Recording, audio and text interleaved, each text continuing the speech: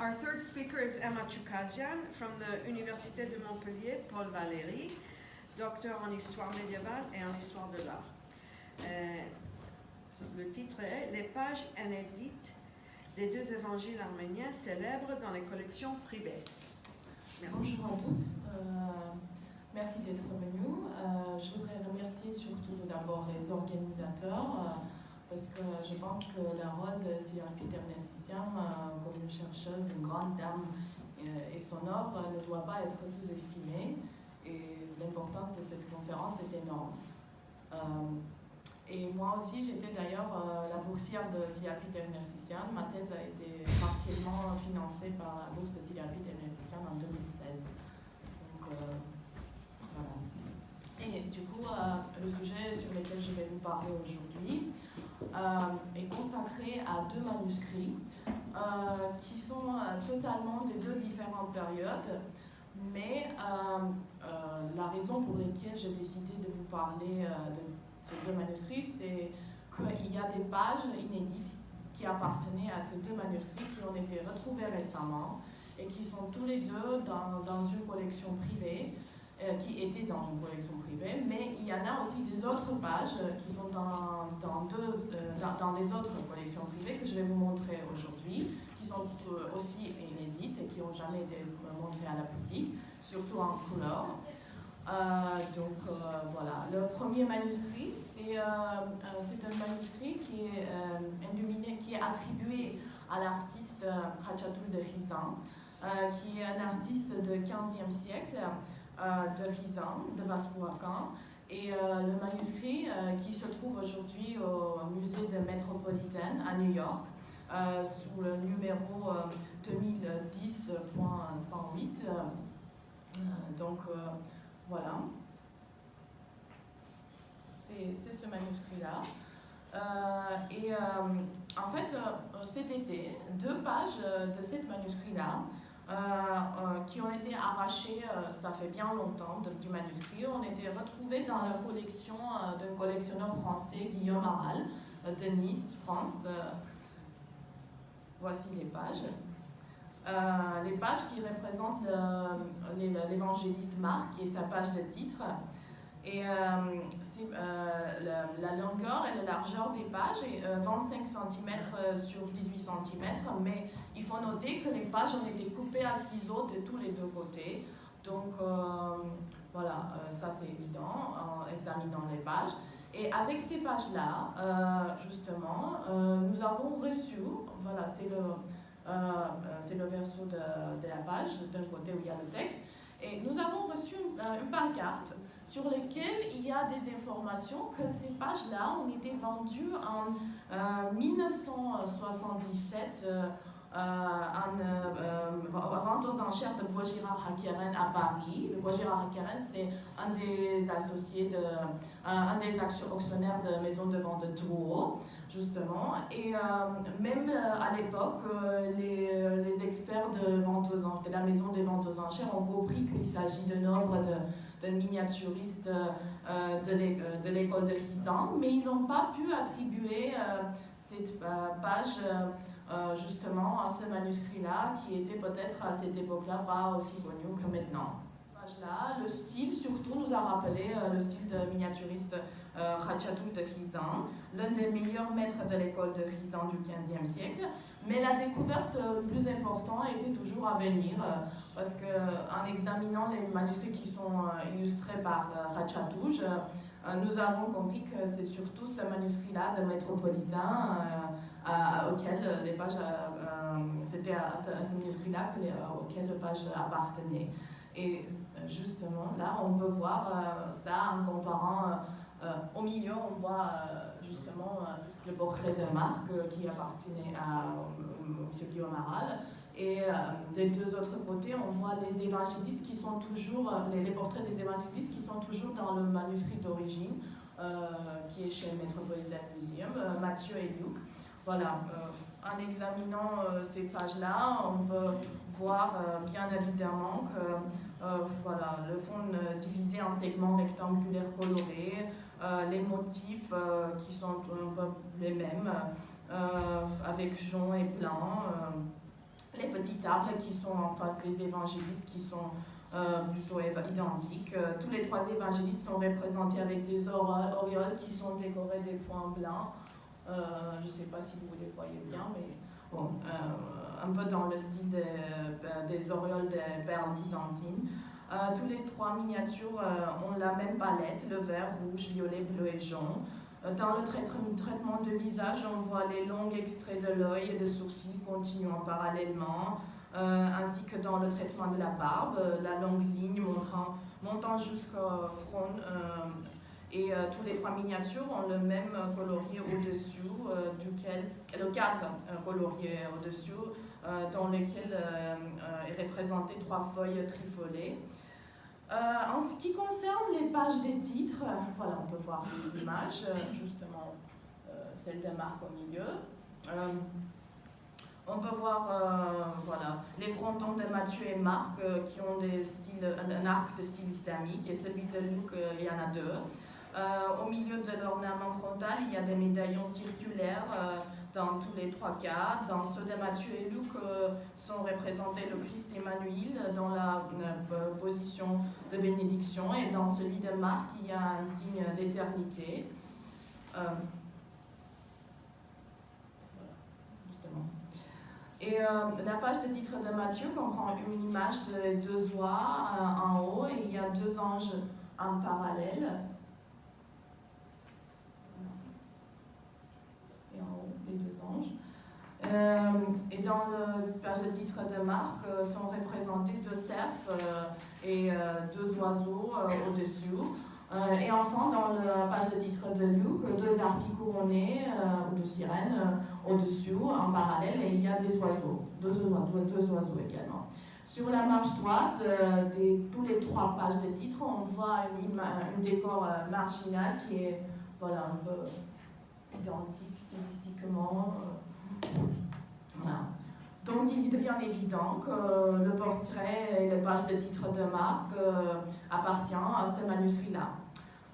Le nom de Hatshepsut est mentionné dans le colophon de ce manuscrit, n'est pas mentionné dans le colophon de ce manuscrit de Métropolitaine, mais c'est Hélène Evans justement qui l'a attribué pour la première fois à Hatshepsut de Pizan. Mais en analysant les autres œuvres de Hatshepsut, ça devient évident que le manuscrit appartient vraiment à lui. Bon, on ne va pas parler de l'attribution à l'artiste aujourd'hui parce qu'on n'a pas le temps, mais bon, c'est un sujet de notre exposé.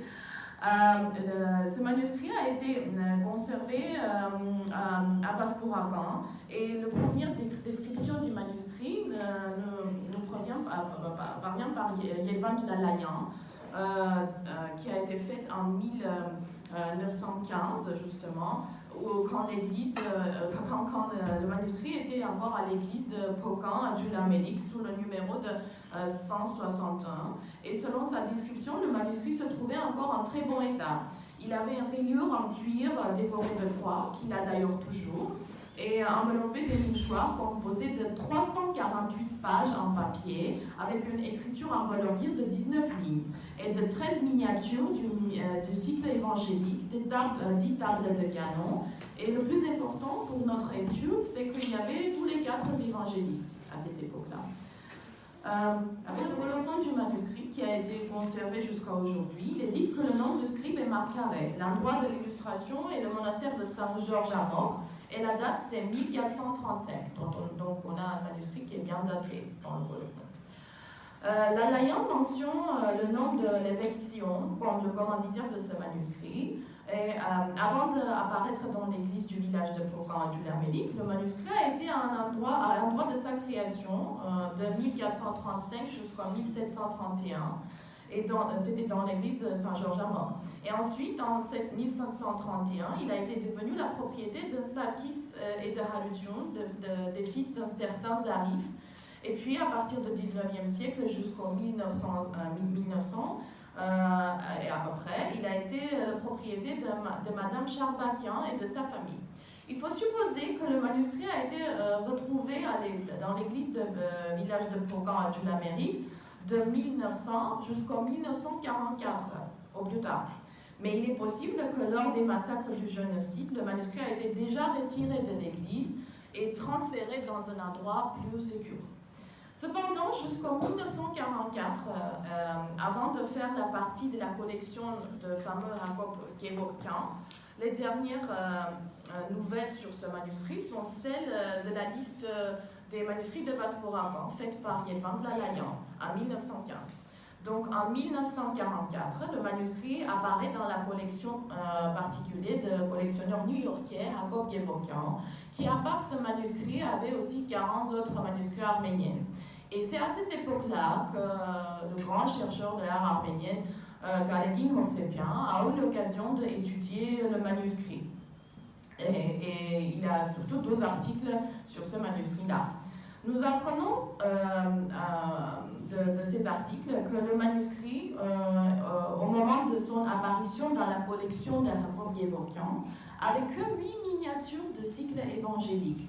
La nativité du Christ, présentation au temple, baptême de Jésus, noces de Cana, trahison de Judas, règnement de Pierre, les 2 ensemble sur une page.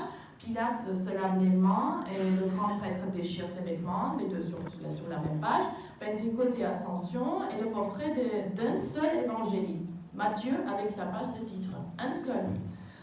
Et le nombre exact des tables de canon n'est pas mentionné dans l'étude de Galeguin Hovsepian, tandis qu'en 1915, dans la description de Yelvand Lalayan, il y avait 13 miniatures du cycle évangélique, 10 tables de canon et 4 évangélistes avec leur page de titre.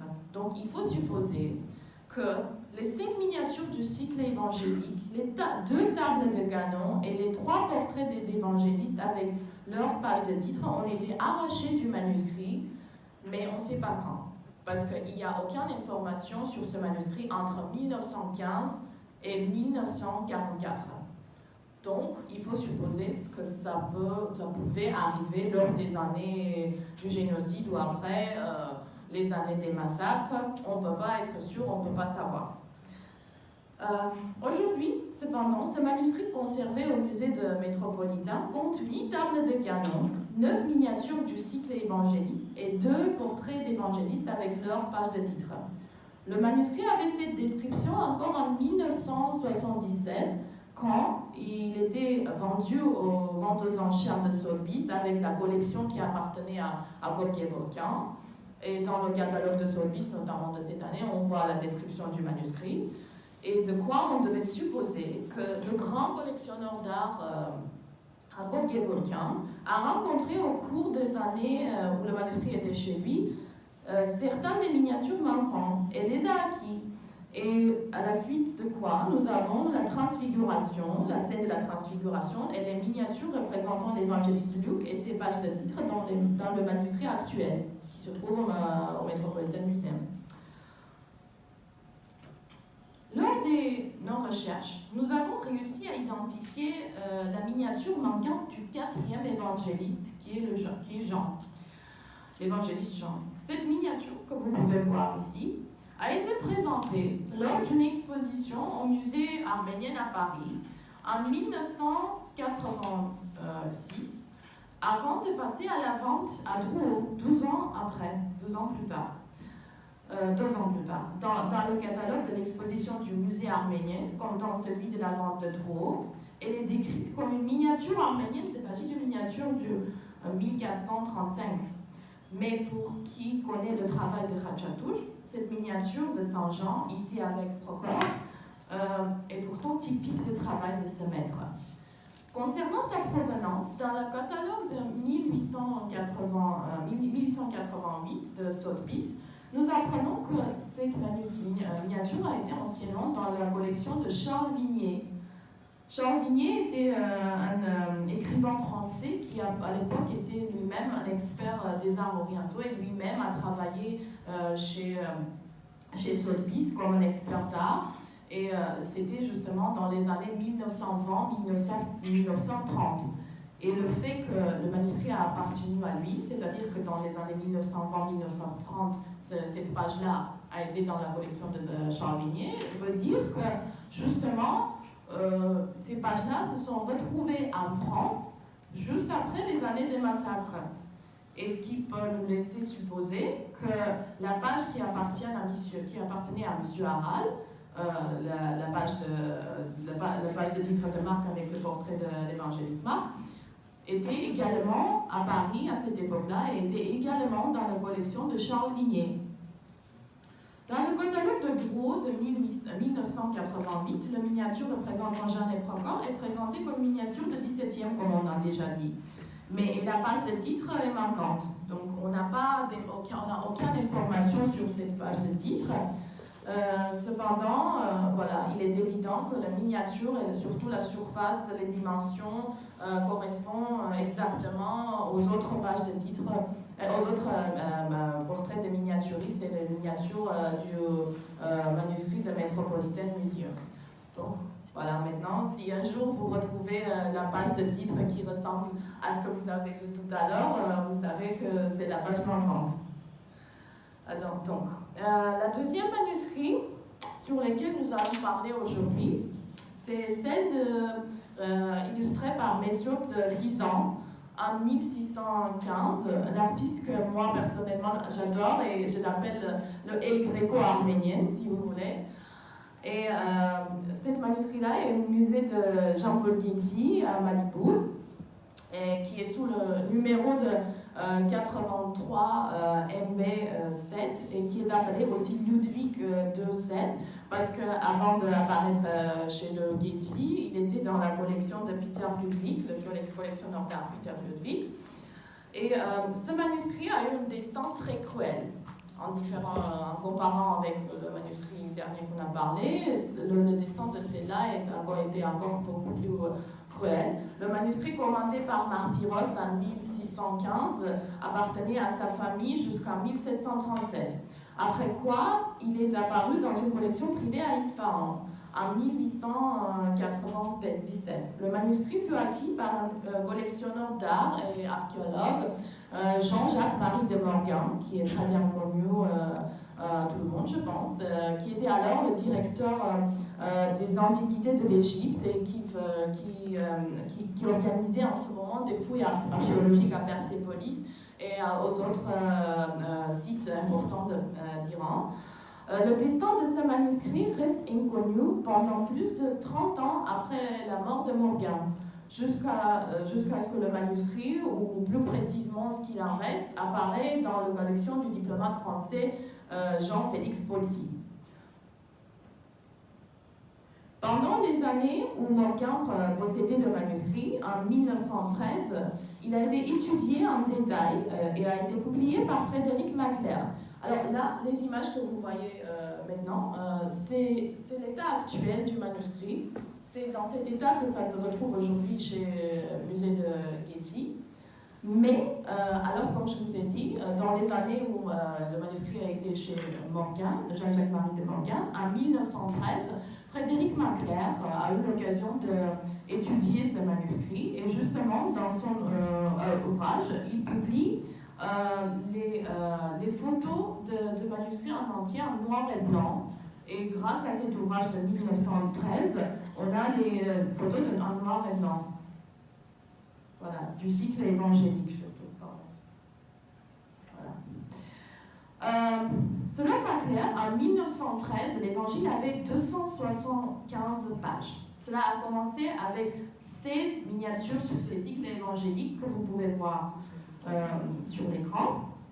Et le manuscrit comportait également des portraits des 4 évangélistes avec leurs pages de titre, les lettres de Sèvres et de Carpienne, ainsi que 8 tables de canon et au total 34 miniatures. C'était un manuscrit très luxueux, donc 34 miniatures, c'est pas mal. En 1971, lorsque Jean-Félix Polcy vend le reste de son manuscrit à la maison de vente aux enchères de Drouot à Paris, il ne comportait que déjà 246 pages, donc 18 miniatures comprenant les 4 évangélistes avec leurs pages de titre, les lettres de Sèvres et de Carpienne et 8 tables de canon.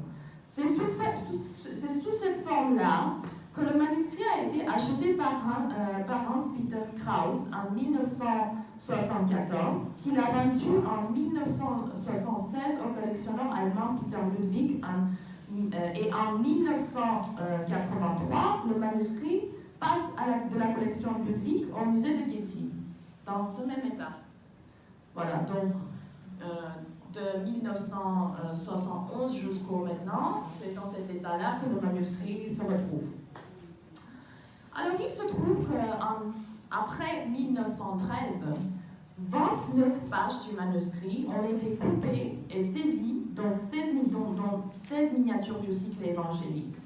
Dans son étude de 1958, Sir Peter Nelsession révèle que 2 des miniatures de notre manuscrit, Les enfants au tombeau et Le Christ en gloire, étaient déjà dans la collection de Chester Beatty à Dublin. Et après, un an après, en 1959, la bibliothèque de Chester Beatty a pris une autre miniature de notre manuscrit, L'arrestation du Christ. Voilà les 3 miniatures qui sont aujourd'hui dans la collection de Chester Beatty. Une autre miniature du manuscrit, justement le baptême, apparaît en 1952 dans la collection de célèbre galerie de l'art médiéval de Paris, Raton-Ladière. Le destin de ce manuscrit est encore inconnu pour les 30 années prochaines, parce que selon les données fournies par le musée de Getty, nous savons que cette page a été acquise en 1985 par le musée pendant un des ventes de Sotheby's à New York. Voilà, justement, cette page a été acquise par Sotheby's, donc maintenant cette page-là est aussi a été acquise par Getty, donc cette page-là est aussi dans leur collection. Bon, et en janvier 1972, lorsque le manuscrit venait d'être acquis par Peter Krause, et il se trouvait dans sa librairie à New York, le vice-directeur du Madinadaran, Barkin Chukasizian, a eu l'occasion de l'étudier. Selon Krause, il avait payé ce manuscrit tellement cher qu'il était obligé de le garder, pas dans sa librairie, mais dans le banque, dans son dépôt bancaire personnel. Et avant d'être montré au monsieur Chukasizian, il a été obligé de le sortir de ce dépotoir et de le ramener à sa librairie. Lors de son visite chez Krause, M. Chukasizian était accompagné de collectionneurs d'art arméniens et d'un ami très proche, Halitun Hazarian. Pendant cet examen, Krause s'est absenti pendant quelques heures. Et justement, tant qu'ils étaient en train de regarder le manuscrit, M. Hazarian, qui était aussi collectionneur d'art, sort de sa poche une page de manuscrit.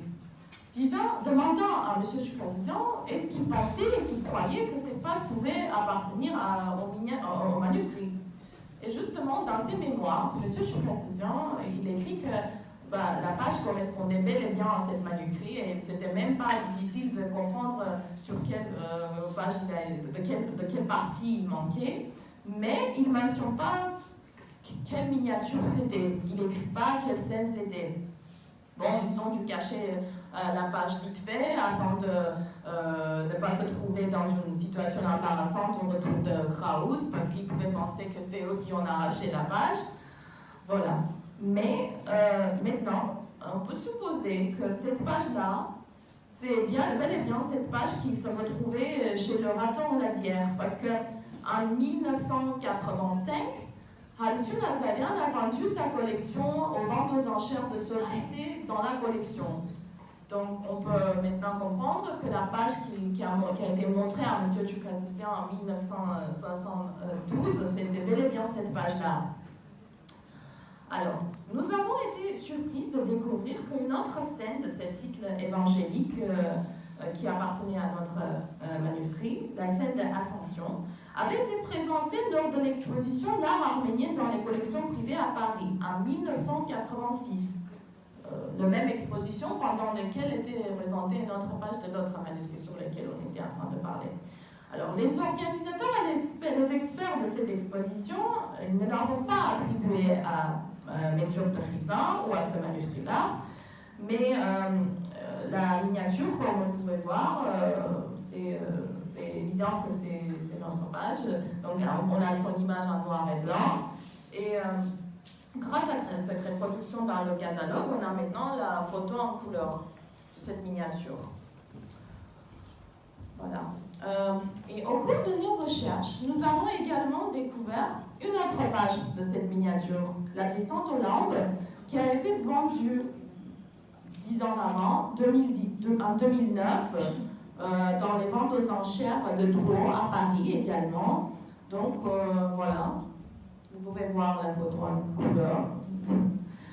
Encore une fois cet été, collectionneur de Guillaume Aral, de qui on a parlé tout à l'heure, a acheté une page de cette manuscrit, La Nativité du Christ. Et en voyant cette photo, on peut comprendre, en comparant avec la photo en noir et blanc, on peut voir évidemment que la page a été restaurée, et très bien restaurée d'ailleurs. Voilà. Et je suis ravie de vous annoncer que la semaine dernière, lors de la vente aux enchères du collection d'art arménienne de M. Guillaume Aral, cette page-là a été acquise par le musée de Getty. Donc, 100 ans après sa disparition, la page a rejoint son manuscrit d'origine. Mais ce qui est encore plus surprenant, lié avec ce manuscrit mystérieux, c'est que ça fait 2 semaines que j'étais en train de donner une interview sur une des chaînes arméniennes. Il y a quelqu'un qui m'a contacté par Facebook disant que j'ai vu votre interview et j'ai une miniature que j'aimerais bien vendre. Je cherche à vendre une miniature. J'ai demandé de m'envoyer la photo et justement, voilà, c'est la crucifixion qu'il voulait que le monsieur cherchait à vendre à Erevan. Voilà. Donc on a maintenant aussi la photo de crucifixion en couleur.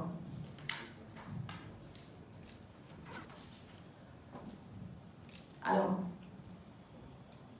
voici les 8 miniatures qui ont été sauvées, qu'on sait qu'ils existent déjà, et qu'on a plutôt les 3 premiers qui sont chez Chester Kitty, que j'ai pas pu avoir les photos en couleur, mais on voit le reste. On a les images en couleur. Et justement, le cycle évangélique qui a été arraché. Et les 9 miniatures qui sont toujours manquantes. Voilà. Regardez-les bien. Si un jour vous trouvez une page que vous voyez là, vous pouvez être sûr d'où est-ce qu'il provient.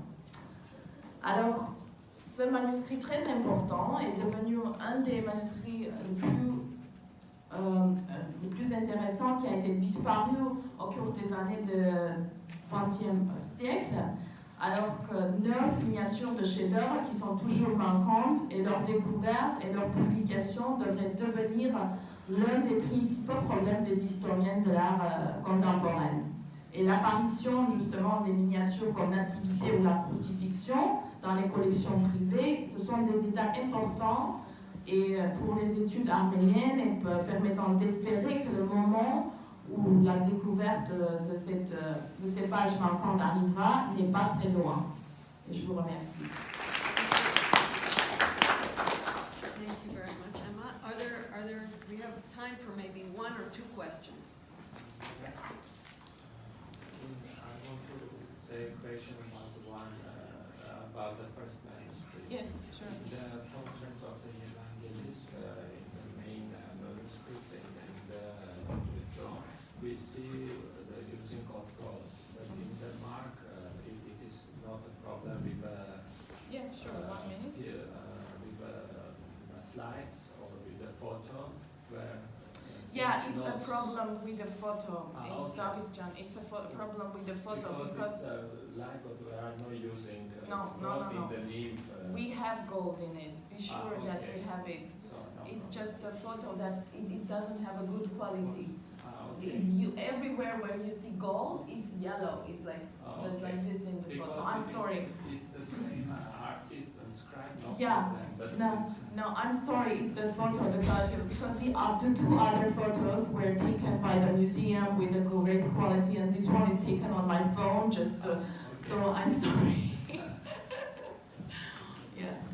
Thanks. Yeah. I have a question Sure. about this. Yeah. Yeah. Are these 2 pages conjugate, or were they repaired in the back? Were they put together? No, they are actually 1 minute.